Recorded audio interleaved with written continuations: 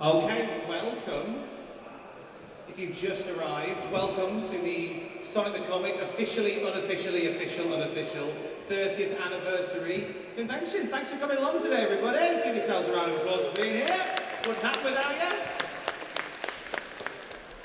Very honoured today to be joined as part of this 30th anniversary celebration by the minds, the pens, the writing, the artistry, the creativity behind Sonic the Comic over 30 years. Here we are still talking about it today. We'll go from this end of the table and upwards. We've got the first editor-in-chief of Cultaholic, Richard Burton's with us today.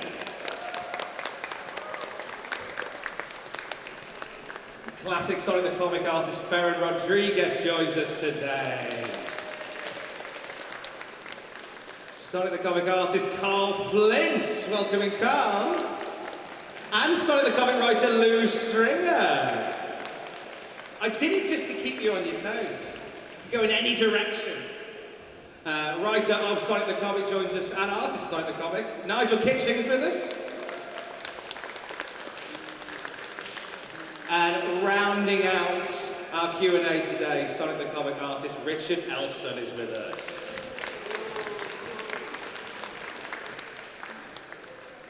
First question, which Sonic the Comic character would you have a bank holiday weekend with? Bank holiday weekend? A bank holiday weekend with a Sonic the Comic character. Who you got? Oh, great. Shinobi. Shinobi? Obviously, Mr. Cuddle Bunny. There's no other choice. So, Mighty from Chaotix. It's always my favourite. So, easiest to draw, and he's nice and he'd be good if you got in trouble down the pub. So, he knows how to mix it up. Thank you. Right, now, all being well, we're going to ask some other questions. Now, some questions have been submitted via the Kickstarter. If you have questions, we have a microphone stand set up. But I've obviously just taken the microphone from it. So join the queue and I'll come and join the queue with you in a bit. But we'll do that for now. We'll start at the end actually. We'll start with Richard Burton at this end if you don't mind. So come on down. Now Richard, you lobbied quite intensely to get Sonic onto the Fleetway family. Talk to us about some of the issues that you had in selling it and some of the hoops you jumped through to make it happen. Is this working? Yeah. Oh, Richard's worked, happy days. Sorry, say again, what problems I had? Or? Yeah, some of the issues that you had. Well, the main issues were, as most people know, I came from a comic called 2000 AD, which was all originated material, which we totally controlled ourselves. Sonic, of course, is a licensed character, so we had to get approvals from everybody, from Sega Europe, and a company called Copyright Licensing, who actually they're agents. And wherever you have more than one person involved in decision making, that way problems lie. So we got lots of feedback on things, but as time went on, things got a lot easier. Sega Europe were very, very good, very supportive. Copyright licensing had no imagination whatsoever. It was always a battle to get stuff by them. So that was initially my problems. You got through it, and here we are today, Yes, 30 years on. I wish all the managers I used to work with could be here today to see the support this comic still got. It's just amazing. A lot of people thought it'd be here today, come tomorrow, and it's here tomorrow. So fantastic. Thank you, everybody.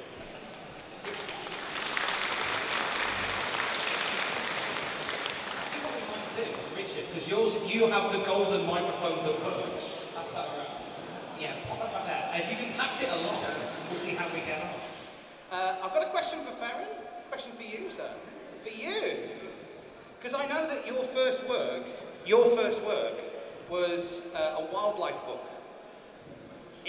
Your first work was a wildlife book that you did whilst you were working at Barcelona Zoo. Yeah. So how did you go from wildlife book to working for Sonic? I can It's a answer. hedgehog, that's true. I can answer that. I used to work drawing wildlife, see animals and vegetables and all these things. And I went to Kenya on a trip. And I met people. We have a friend in an agency in Barcelona. So I went to the agency, I showed my drawings of the animals, and they told me that we don't use that, they're beautiful, but what we are searching are an artist to ink Donald Duck and someone who can draw Sonic. I made a test, and they picked me for both jobs. So I started to draw for these people here, and also on Donald Duck. It's quite special. Sonic is and will be always my favorite character because it was the beginning.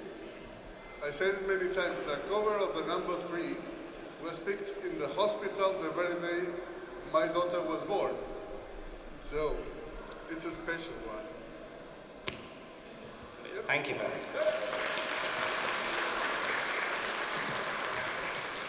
Lou, I understand that Richard brought you in because more humour needed to be injected into Sonic the Comic, and I know that you started doing stuff with Buster, but who are some of your inspirations for writing, for comedy writing and such like that?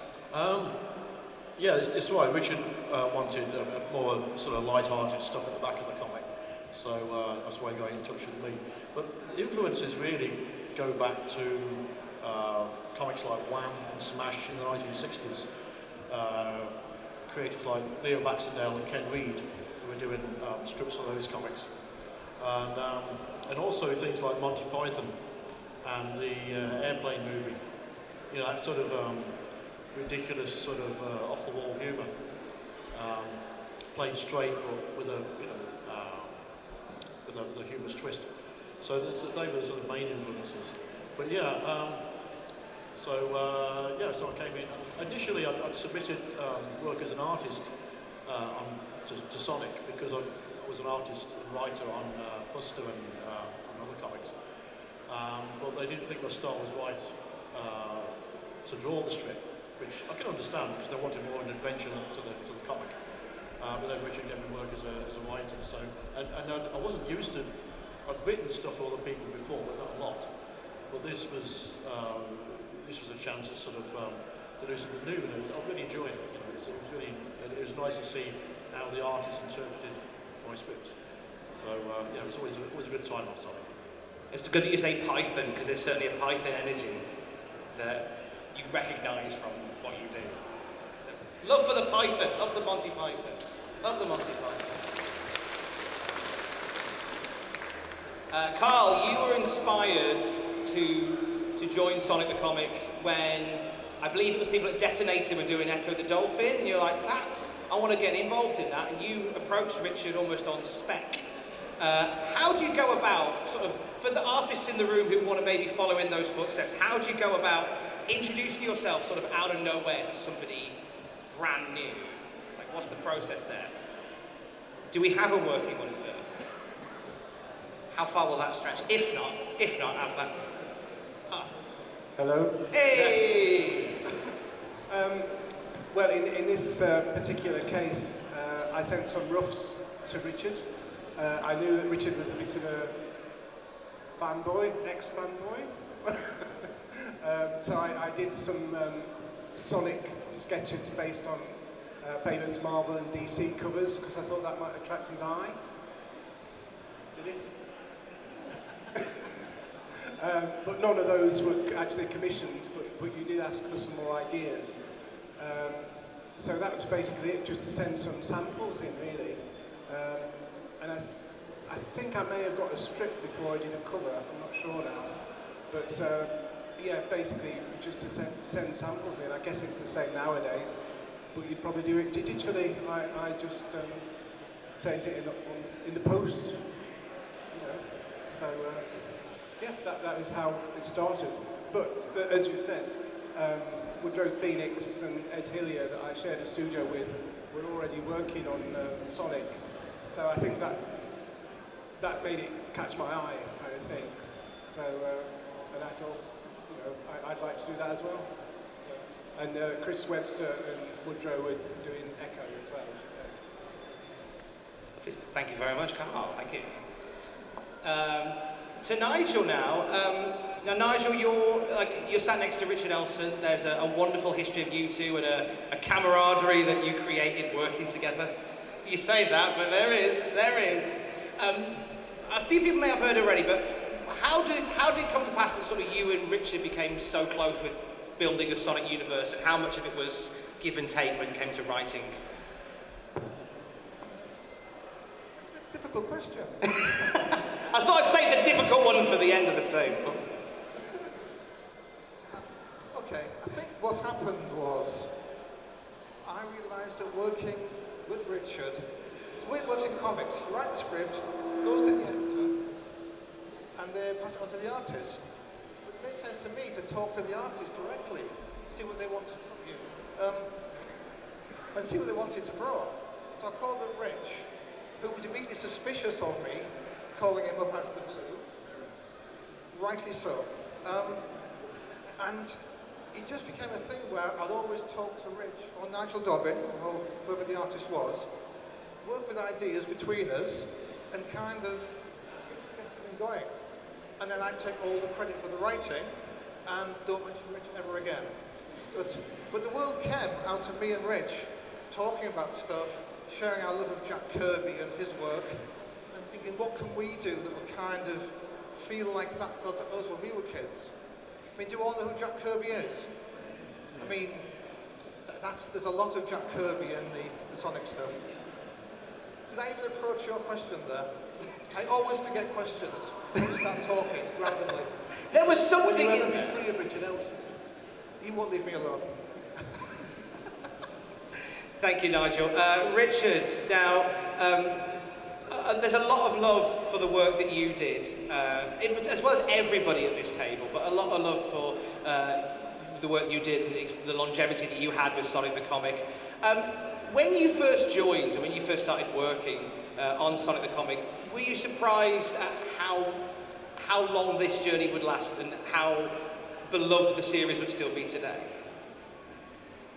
Well, obviously when it started, I had no idea how long it was going to last. But from day one, as soon as I spoke to Richard about working on it, I don't know if Richard and Nigel and Deb was on it then as well, wasn't she, as your assistant? I don't know if everybody felt the same, but I pretty much straight away thought, I feel really comfortable here working with these people. And it just felt like it could really work to me, straight away from day one. And I've never, wherever I've worked since, I've never felt as comfortable working with a group of people I've worked with as I did when I was working with all these guys. It just clicked. I don't know why it clicked. We're all still mates now. Some of my best friends are on this table here, you know, except for Carl, obviously. If I don't see him again, I love Carl. No, but I can remember vividly drawing the first strip that I drew of this and just enjoying myself so much at the time and thinking, I hope I get to do a lot of this.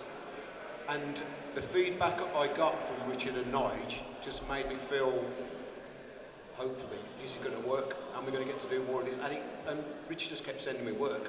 So it was like a perfect storm at the time, I think. And the more people, a lot of people who Carl mentioned who were working on the comic early, they sort of dipped in and out for a bit, and then we sort of like got a steady team coming together as it went on, didn't we? And it really just worked. It just worked as a group. So, is that okay? Oh, of course, Richard. Okay, thank you. Yeah, can I give a bit behind the scenes story? I mean, when I started Sonic the Comic, virtually nobody in the company believed in it. There was a lot of, oh, it's another licensed product. And this was towards the end of 1992. And by the beginning of 1993, suddenly everybody wanted to be involved with it. All the management was saying, oh yes, it's my idea, of course, you know, do this. A lot of it was down to these people coming up with the actual work that genuinely excited people that saw what we were doing. And threw it that way. And at the time, we were trying to keep it a dark secret because we knew competitors were out there that might try and usurp us. Believe it or not, the Times broke the news to the world that we were doing a Sonic the Comic. We're doing Sonic the Comic. And that day on, my phone didn't stop ringing. The Sun covered it. I was on TV, I was on radio, and it was just an incredible buzz that I hope came through, you know, to everybody involved, that we were doing something different. And we even did reader tests on it, and they all went through the roof. So it was the right comic at the right time. It was the right game. And people remember the first Sonic game was 16-bit, wow. And all Sonic did was literally race from left to right. Went around a few times, did everything very quickly. We saw we could do something, we could take Sonic's world and bring it into 3D, which nowadays, of course, is done automatically with computers and things. But that's, I think, what did it. We could actually expand Sonic's world. And people seem to like what we did. They're all here today. And the fact that this room is full of people here today says that, yeah, they did like it. They did like it. We're going to open the floor to people who want to ask questions. If you have questions, we're going to start a little queue here. Before we do, I do want to touch on something that people may have seen floating in the ether, and it pertains to Messrs. Elson and Kitching on that end of the table. There has been talk in the last few weeks of a dream crossover. 900th English print of Sonic the Comic, and there is some word going around of an IDW crossover with some familiar friends at our table here, with the two worlds colliding of Sonic from off of America and Sonic the Comic, with maybe you two involved. Can either of you shed any light on what we are possibly talking about here? Something about a topaz and travelling through multiverses. Anything ringing a bell there, Nige? Yeah, I checked with the guys before I came here. Because you knew someone would ask. And I am allowed to talk about it because of the press release of some description recently. And I've been given a chance to write, well, I've written a 6-page strip to go into the 900th thingamajig. But it's not a crossover. I'm writing IDW Sonic. But I got to choose my characters. So I chose, well, Tails and Sonic were part of the setup. But I chose Metal Sonic and Knuckles. So I'm still working with our characters. And I think it's got a flavour of the UK comic. Sonic is still a bit of a dick. So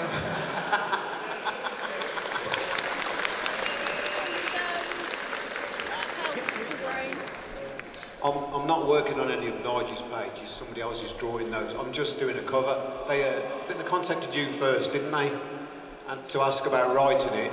And then a couple of weeks later, I just got an email and they just said, would I do a variant cover for the issue? So I drew it, as I would draw a Sonic the Comic cover, and Sega Japan promptly rejected it. So they wanted me to draw it in I won't tell you how I described the style they wanted me to draw it in, but I said I'm not going to do that. And then a month later they said, all right, Sega Japan have said you can draw it how you want to draw it, but we've got to change Tails for some reason. So Tails won't look like I drew it, but everything else on the cover will. So, which is Knuckles, Sonic and Robotnik are also on there. So, although they are different to how we used to draw them in SDC, because nobody draws Sonic like that anymore. He was like a little dumpy guy then, wasn't he? And he's not like that anymore. He's much like stretched out and stuff like that. So I think you'll be able to see a bit of SDC Sonic in there, but not a lot, I don't think. Well, it's out in, I think it's August. I have no idea why they contacted me. I just got this email from a guy claiming to be my IDW. I immediately assumed it's a joke, possibly a scam of some kind. But yeah, it was true.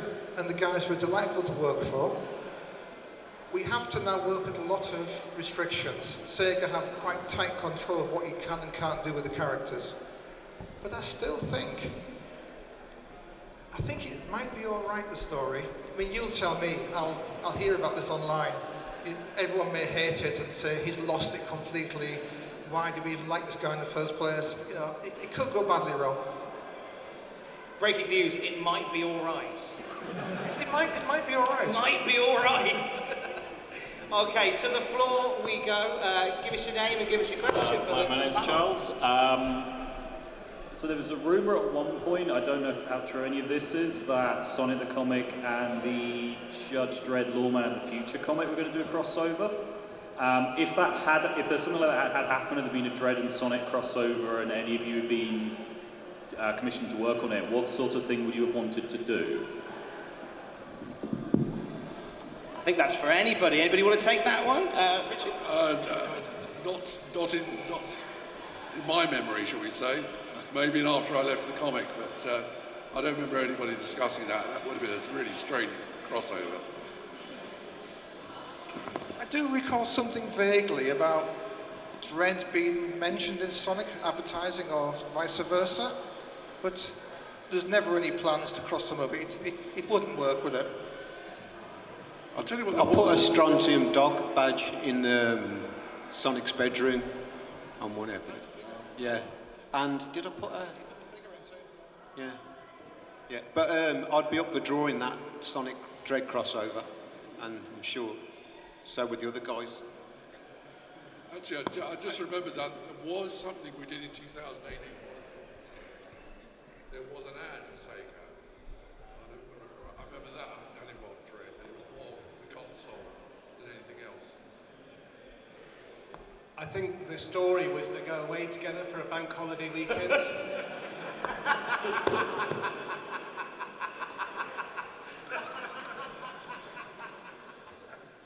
Wonderful. Thank you for your question. Thank you. Step on up. What's your name? Give us your question. Stuart, it's a question primarily for Nigel and Rich. How much notice were you given that the comic was going to be cancelled, and what sort of unfinished ideas did you have? So in the last story there was obviously allusions to Nichols' past and everything like that. How many ideas were left unfinished that you wanted to explore in the future? Well, there were lots of unused ideas, but I don't know what they are now. Because Rich and I would talk about all kinds of stuff. I know we had big, unrealistic plans for the Dracon Empire, and I created different houses and this and that. But that was ridiculous. You couldn't do such a... Oh, we don't discuss Shannazar. So there definitely would have been plans, but until you sit down and Rich and I chat, nothing becomes an idea solidly. It's just things floating around. So no, I don't really have any very clear directions that weren't explored. Or if I have, I've forgotten them a long time ago. When we did the last 10-part Chaos story, we knew we had 10 issues left to go, didn't we? As soon as we started that, you've got 10 issues left and that's it. It's shut down then. So we knew we had to wrap everything up in that 10 issues. But so any sort of generation of ideas sort of ground to a halt at that point, you know, because we were going to use everything up that we could use up in those 10 issues. But we did definitely know that we had that amount of time to wrap it up. Thank you very much. I think I wanted to do more with Supersonic. He appeared right at the end. It seemed like a very short appearance. But honestly, my memory is not the best, as Rich will tell you. Thanks. Thank you. Thank you.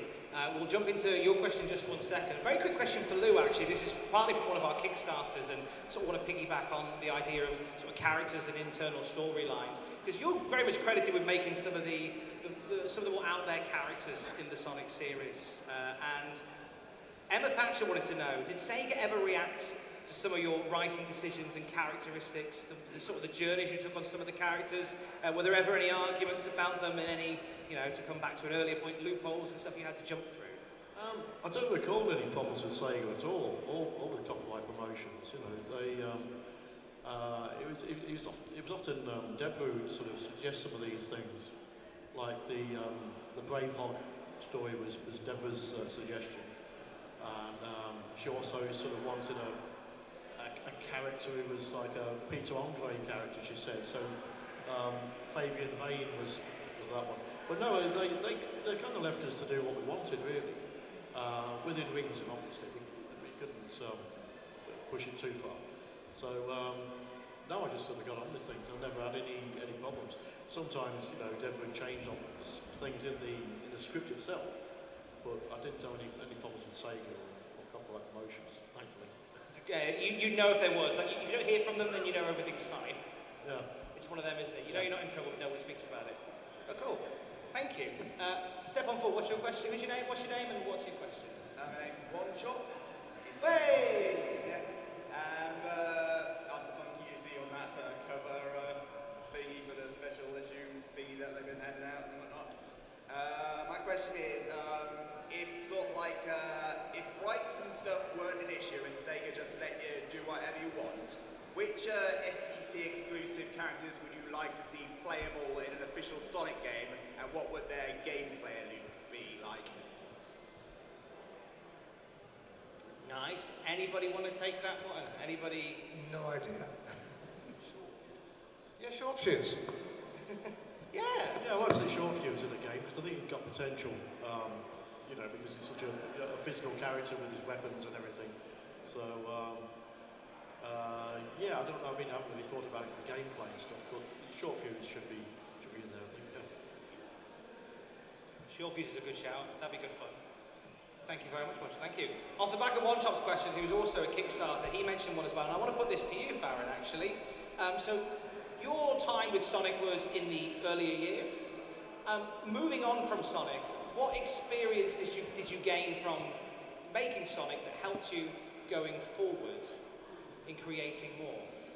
First, let me tell you that picking me for drawing Sonic was a mistake. It was a mistake because I never drew a comic story before.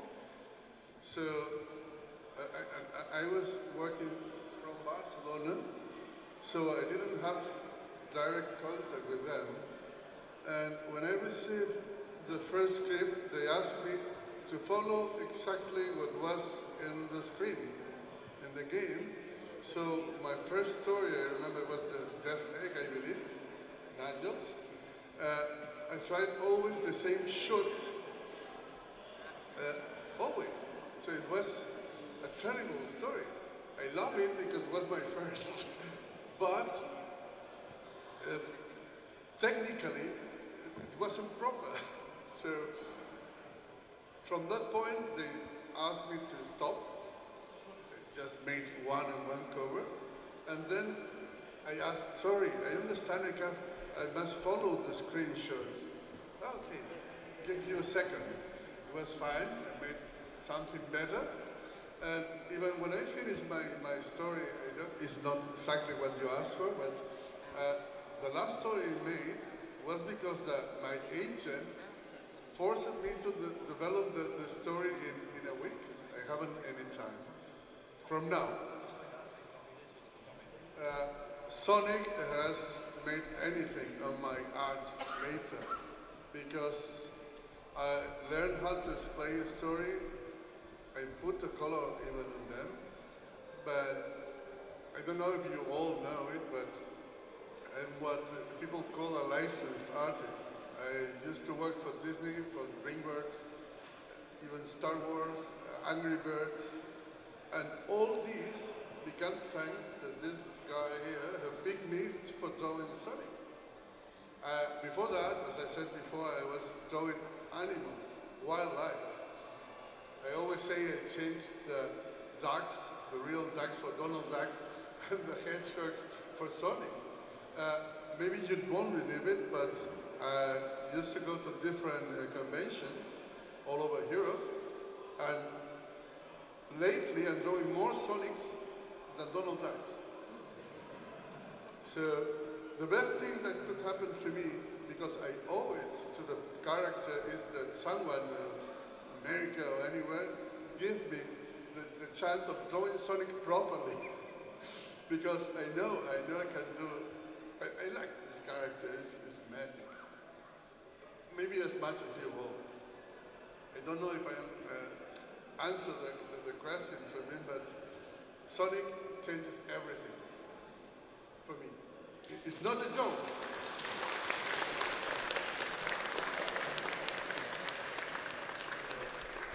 Thank you. Thank you for waiting. What's your name and what's your question? Hi, I'm David. A question for Richard. Was there a bit of like a detox to transition to like different art styles after doing Sonic for so long? Sorry, could you say that again? Sorry, was there much of a transition from changing your art styles from doing Sonic for so long and doing like gritty 2080 realistic humans and things like that? I went pretty much straight back onto 2000 after finishing at Sonic, because Andy Diggle was the editor for the last 10 issues, and he was also the 2000 AD editor, so he asked me to go over there. But I thought I'd completely changed my style when I went to 2000 AD, but when I look back at the work, I don't think I changed it at all, really. It just looked like I was drawing Sonic the comic, but in 2000 AD, which was a bit weird. But I think it's taken me probably 20 years to draw a 2000 AD art that doesn't look like my Sonic art. But I could be wrong about that, but that's how it looks to me. Thank you very much. If you'd like to give us your name and your question for the panel. I'm Charlotte, and I have a question for Nigel. So famously, there was a gap between Sonic 3 and Sonic & Knuckles due to it being one game split up.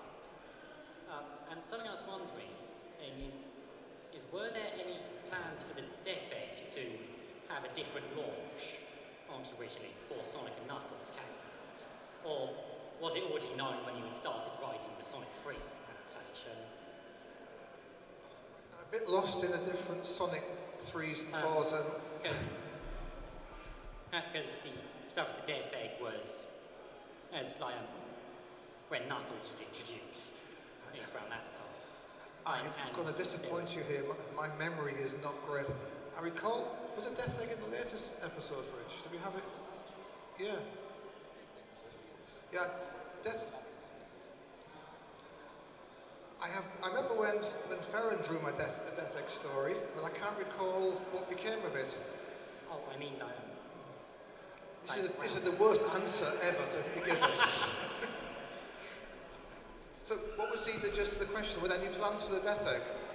I mean, because as when the floating island was introduced, it was along with Robotnik's second Death Egg, and then later on it launched onto the Power of the Master Emerald. But the stuff in the games it was a couple of months after it happened in Sonic 3 when stuff came about. Yeah, I mean, you're right to point out the link between the games and the comic. It sort of came in and out. I felt when I started that my boss, which Richard was, I needed to prove I could write stuff that was based on games. So I set it in very recognisable zones. And as it became more cheeky, I moved it away from that into my and Richard's world. And I can't remember, I do know at some point when the games started getting way too complicated, Flicky's Island no less, I just couldn't keep track of all this. But in terms of the relation between the comic and the game, it was stronger to start with and then fade into our own version. Then the game would be released and we'd sort of pick up on interesting aspects to bring in. But I think over time, less and less of the games became involved in the strip. You guys read this thing. Does this sound like it's right? Yeah, because if I call me out if I say something stupid, just say no, that didn't happen. But yeah, I remember getting the plot for one of the games and thinking, there's now too much plot in the game for me to have room to work. Because the early ones were sequential, hitting badniks, boss level stuff, which gave us lots of room to negotiate actual story into there. But later on, they wanted a story in the game, which annoyed me because it sort of made me feel like I was boxed in. So I ignored it. I mean, I was determined to put Big. Remember Big? I wanted Big in somewhere. He looks like a Miyazaki character. So Rich, I think, draws him in one panel. Fishing? Why? Why was he fishing, Rich? Is that the game? Haven't a clue. Sorry. I've answered other questions, but And I had no plans for the deck that I recall. And I can't recall last time I wrote it. I'm so sorry. Did I answer your question even closely? Even. I talked a bit. Thanks, I'm so Charlotte. sorry. Thank you. You talk about like these long story arcs and such that you wanted to add your own touch on, but there was at the same time Sonic was creating more lore. But then you had Carl, and I'll ask a question of Carl if you don't mind. A lot of stuff you did, Carl, was very much sort of one-shot or maybe two-parter deals. That was where you shone the most, and that's where your art style shone the most as well. What were some of your inspirations behind the way that you drew Sonic and Co? Well, I didn't do that many actual Sonic strips. I did mostly Tails strips and Amy strips, which Lou wrote.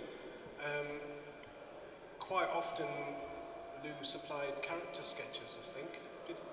I think you did.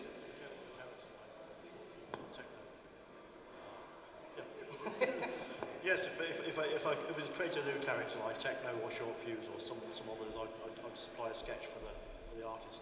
Well, you didn't strictly have to follow it, but you know. Deb said I had to follow it exactly. Yes. So I think the main, well, I guess they're kind of the support characters, aren't they?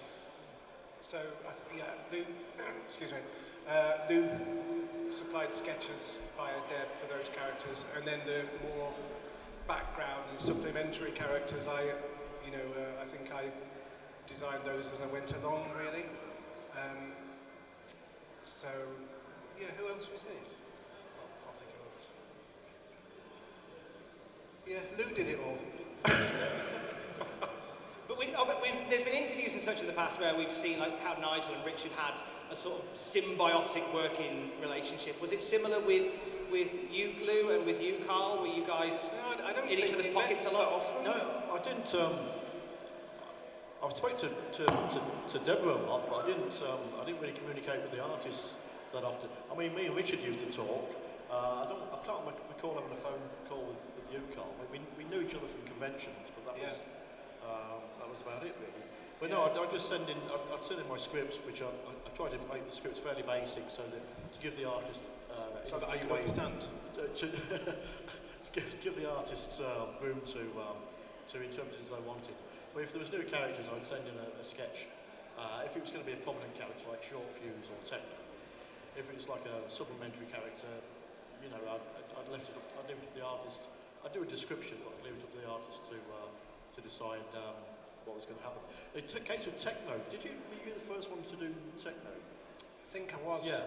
I mean, I didn't colour it. I did a black and white sketch, and I expected Techno to be yellow because canaries I'd seen were yellow, you know, and it turned out to be green. I thought, oh well, okay, that's unusual. But there are green canaries. But it actually worked because the colour contrast between Techno and Amy, you know, green and pink, looked good on the page. So that worked out okay. Sorry, Colin. Sorry, Richard was interrupting me as well. So, how did you finish that? I wasn't listening. Were you complaining about the green?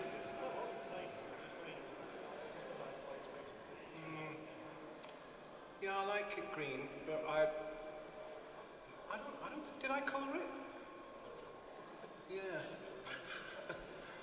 I'm not really. Yeah, I don't think I coloured it. No. Yeah. Somebody else changed the colour. The plot thickens. The plot thickens. Next question. What's your name and what's your question? Hey, I'm Andy. I've just got a question, an art-based question, and that is, out of the licensed characters, was there any character in particular that you liked or disliked drawing? Not necessarily the character themselves, just the process of drawing them. Yeah, I think that's. Do you know what? I think this is one that I think everybody will have an answer to. So all the artists. So Ferran, who would you? I'm not sure if I understand it correctly because the sound for me is terrible. And what you ask is what would you like to draw? did you like to draw? Who did you dislike drawing in particular? The licensed character. I'm a licensed character. Yeah, sorry, I'm a licensed artist. So, in this moment, I would like to draw Sonic again. It's not a joke, it's a real thing. Think that I must be the artist in Europe that has worked for more licenses, but big ones. I suppose you didn't know, but I'm drawn for Nickelodeon from Ninja Turtles till Dora the Explorer. Lego, Mattel, all what you can imagine, from He-Man to Barbie. And they are difficult to move, to explain stories, because when you work for a license, you must be accurate at drawing. And they control everything. The major part of my career is working for Disney. Disney controls everything from sketches, scribbles, to print-ups, inkings, the color of the first printing, controls everything. And the funniest one I worked on is Angry Birds, because they are balls, you know, it's funny, you are free. They control the same as Disney, but they are funny. And now what I would like to draw, being a licensed artist, is Sonic, because, as I told you earlier, I'm not happy with the work I did. I owe the character something proper, moving. Now I learned a lot, because I've been drawing, thanks to this man, I've been drawing for licenses for 30 years. I'll be 60 in 3 weeks. And the magazine, the cover was picked when I was 30. My daughter made 30 2 days ago. So I believe after 30 years, drawing Sonic again will be fine.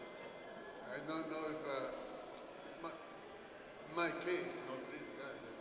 I suppose the good thing, if you are a licensed artist, is change and draw your own characters. Because you have royalties.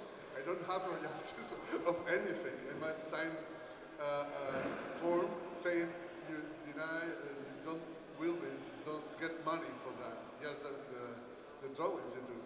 So, Sonic will be nice.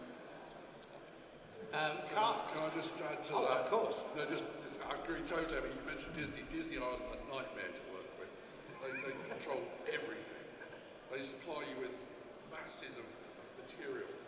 You've got to follow it, or that's it. So, I was on a comic once, British Marvel comic, believe it or not. We were doing an official competition with Disney to win a trip to Disney, Euro Disneyland, it was at the time. So we wanted to put Mickey Mouse on the cover.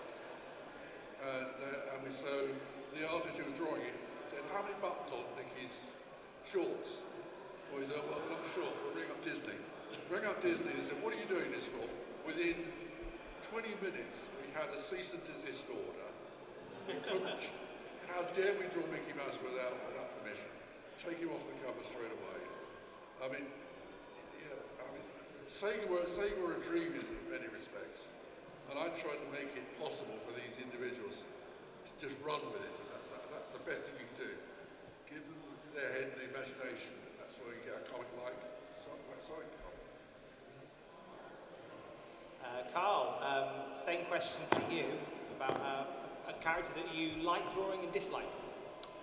I guess I like drawing Tails a lot. I drew quite a lot of Tails strips, and I felt I could identify with the character as well. Don't know why.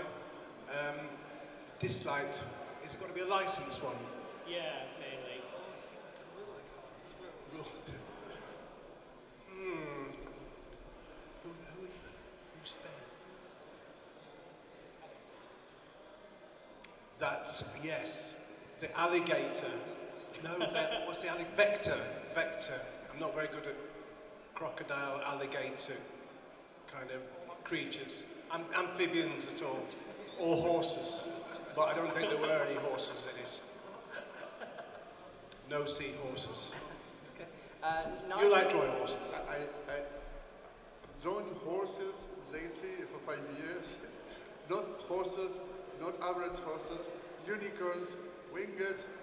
For Germany, there is a big editorial, it's called Blue Ocean, and they have elves, horses, more horses, and they control everything.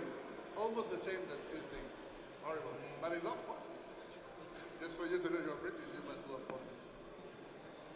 Nigel, which licensed character did you love to draw? I'm pleased you asked, Carl. Thank you very much. Obviously, I like drawing Decapitac because with Sonic, they had style guides. And with Decapitac, all I had was some box art and playing the game. So I drew it just how I wanted to, and Sega didn't care because Decapitac is not a game they cared about. So I had total freedom just to do whatever I liked. In fact, I drew Decapitac with like elbow pads. That was a mistake. That's actually exposed flesh between the bandages, but you couldn't tell from the playing the game. So I like drawing Decapitac a lot. I drew Sonic and other characters in that collection, but I was okay. I wasn't the best, and I struggled to draw any of those Sonic-y characters very well. Yeah, I have no favourites amongst the cast of Sonic characters, I'm afraid. For me, it's definitely Mighty and Robotnik were my favourites to draw. I love drawing Robotnik, and I don't really think that there was one of the licensed characters that I didn't like to draw, but I'm going to say Charmy B, just to stick it to Charmy B, because Chaotix were always bullying him, and I like that. The best character. Everyone loves Charmy B, right? I forgot Robotnik. I love drawing Robotnik because that's kind of more in my wacky, aggressive style. But yeah, I was so conscious with Sonic to keep it on model, and it's difficult. I mean, Rich did an amazing job. Sometimes surprisingly off model, to be fair, but it looked right. Is that a fair comment, Rich? Am I being? Yeah, he was way off model. The thing is, Mick McMahon was very on model, and people didn't like his work so much. But you know. We think he's a god, so don't criticise Mick around us. Great question. Thank you very much indeed. Thank you. Hi there. What's your name? What's your question for the panel? Oh yeah, clap. Okay, so my name's Alex, and I just want to ask a bit more about Robotnik specifically, specifically to Elson, but for everyone else who drew him. What was sort of like the process behind his evolving design as the comic went on? So he started in his classic game look, and then to the Adventures of design, and then with a bit of the modern one at the end. And what was the favourite look for him throughout the comic between those sort of three? Can I just jump in? I didn't draw Robotnik, but I wrote the story where he changed from one version to another. And I looked at that over the last weekend. What was I thinking? He turned into an egg because two PR men told him to change his image. I have no idea why I thought something like that. It was weird. I just want to get that out there. The different styles of costume for Robotnik, the final one that it ended up with in the Chaos Arc, that was actually, we were told to do that change, weren't we?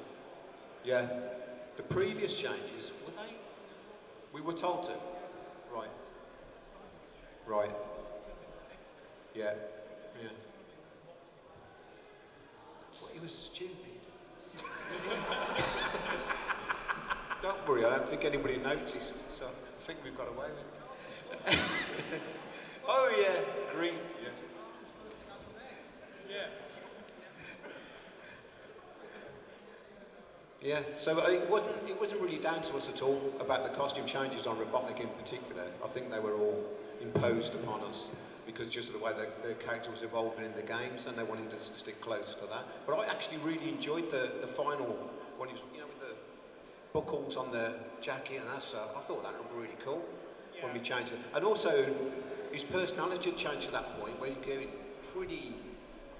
was coming up with some pretty dangerous thoughts and stuff like that. It started in the story, the last news story we worked on together. Robotnik was getting really dangerous, And then when Nigel came on with the last story, he carried that on as well.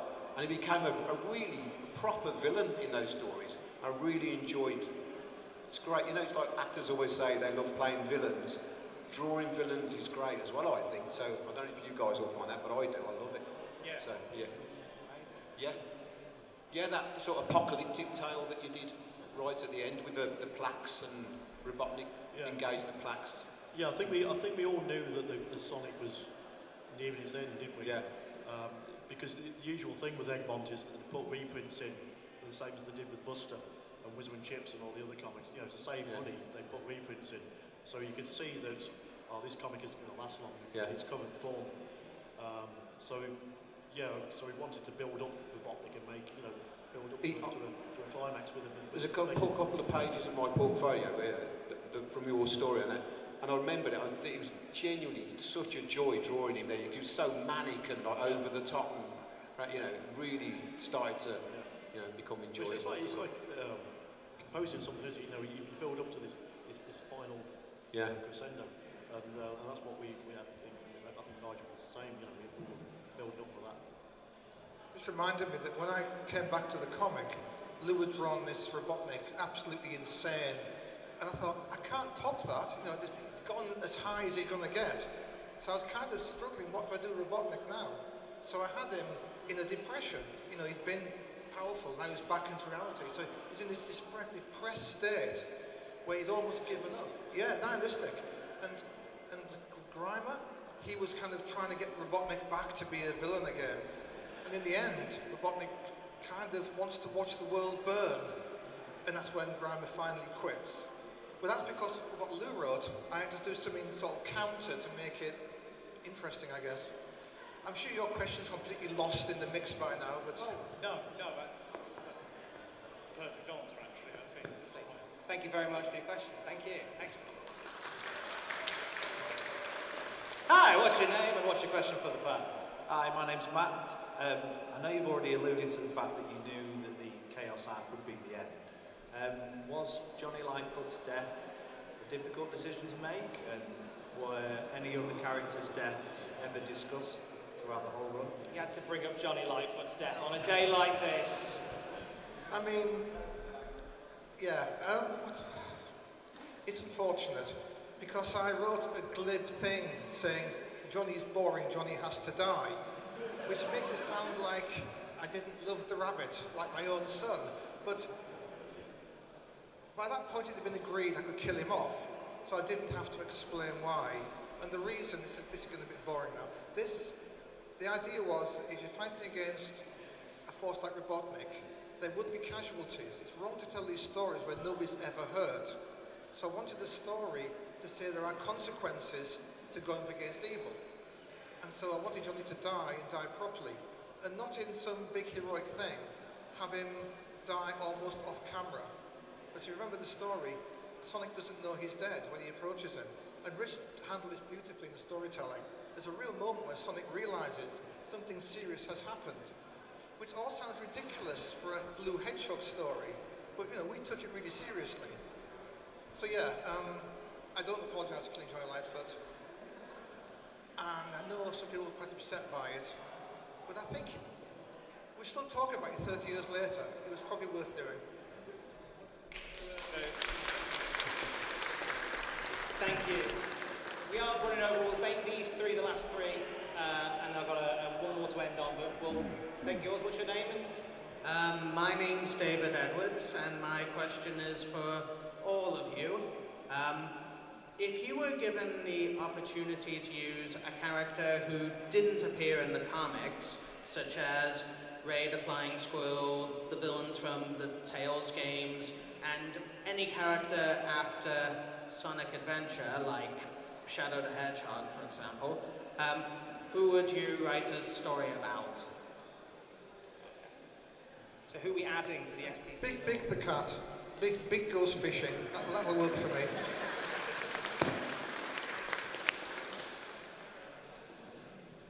I'm not that familiar with Sonic outside of STC, because I kind of ignored the Archie stuff and all that business and more recent stuff. But it'd be nice to sort of go back and do more short fuse stories, really.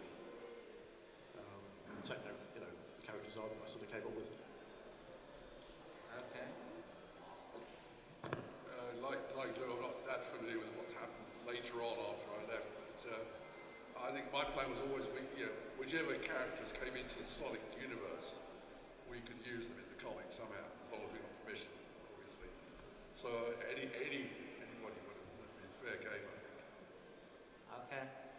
Lovely. Thank you very much for your question. Thank you. Thanks. What's your name and what's your question, sir? Hi, my name is Jack, and my question is, I guess, for anyone who's willing to answer. Did any of you guys visit Sega World London? And was there any involvement between you guys and Sega World beyond promoting and advertising it in STC? Because I might be imagining it, but I recall rumours of some STC-related themes or visuals on the cutting room floor for that. Is it Trocadero, is it called? Oh. Trocadero, is that the place? Yeah, in Piccadilly Circus, yeah. I have a memory of going there with my kids and seeing a mural of some sort with our German, what they're called, troopers, the Bandit trooper characters on there. That must be what I'm thinking of. I remember thinking, nobody paid me for that. That's all. I think before that opened, they opened a place in Bournemouth. Do you remember, Richard? Because it was down on the seafront at Bournemouth, and they were opening like a large arcade, and it was like Sonic themed, Sega Sonic themed arcade. And I just happened to be on holiday down there at the time with my family, and you basically said before I went down, did I want to go to like the opening of this thing? And I asked you to. yeah, you asked me if I wanted to go along. I didn't go, but I did go because I'm very shy. So I went in the next day to have a look and was amazed to see SDCR in there as well. So, that is a memory I'm dredging up at the moment, but I definitely went to Sega World in Trocadero, and it was not very impressive at all. I never got to go. Machines, no theming at all, really, and we weren't involved with it in any capacity, so I don't think it would have been. It didn't last very long either. I don't know if I dreamt this or anybody else remembers it, but I remember when my kids were young, me and my wife going into a shop in the town centre, and there was a child's T-shirt, the first Bob Beakey story, when there's like the big pink robots or something, he's fighting the big pink robot. That was printed on a kid's T-shirt. Yeah, and I'm like, that's my art on a kid's T-shirt. What's that doing there? Shock controversial. Thank you very much indeed. Thank you. Stuart again, being a bit cheeky and asking a second question. Mostly for Lou and Nigel. It's about the evolution of Amy Rose, because when she started, she was just the annoying girlfriend of Sonic, tailing everywhere. Obviously, she became a really strong character in her own right and had adventures with Techno. So what was the idea behind that evolution to make her an independent character? It's one for Lou, I think. Well, it was Deborah Tate's idea, really. She didn't want Amy just to be this soppy girlfriend type of character. So she said, well, can you sort of toughen it up a bit? So it comes down to Deborah for that one. But I enjoyed doing it, and also, her and Techno having adventures, going away from the main group and having their own adventures. So the character, you can define the character more when she's separate from the freedom fighters to do things her own way. So yeah, but it sort of stems from Deborah, and she gave me the incentive to do that. Nigel, do you want to add anything? Well, I wrote the soppy girlfriend version because I thought it was funny. I like these old 1930s screwball comedies where often female lead stars who were kind of sort of eccentric and reckless in their behaviour. I wanted Amy to be this reckless character who would say she was Sonic's girlfriend, knowing it was a dumb thing to do. So it's got that kind of thing. But I guess it could be read as being rather sexist looking back. It wasn't meant to be, but I think you could see it that way. There was one great script, I can't remember if it was Lou or Nigel that wrote it, so apologies, but there was one great script where Amy saved the day but let Sonic take the credit. Yes, I wrote that because Deb was quite interested in making it stronger and more assertive and so on. So I wrote a story where there's that dynamic you mentioned, she did the smart stuff, but Sonic took the credit. That was meant to show her maturity and Sonic's lack of maturity. But you know, it became more difficult to write Amy the way I wanted to, and keep her, you know, correct, if you like. So my version may read a bit awkwardly now looking back. But at the time I couldn't see that. I thought I was doing the right thing. But you know. Thank you. Thank you very much. Thank you. Well, there we go. A massive thank you. I think a room like this, all these years on from Sonic the Comic, shows how much it lives on. I was a massive reader myself growing up, and genuinely a bit of a geeky pleasure to stay on the stage, you gentlemen, so thank you for your company today. It brought lots of people together, did Sonic the Comic, and I want to end on this one, because I think this is quite iconic, and I think you guys may be familiar with it. If not, I'm going to share it with you. This is from Alan, who says, does anyone remember a boomer named Sarah who threatened to burn down the Sonic the Comic offices if she didn't get more Tales stories? Well, guess what? Guess who I married many years later? And she's here right now. Notable pyromaniac Sarah!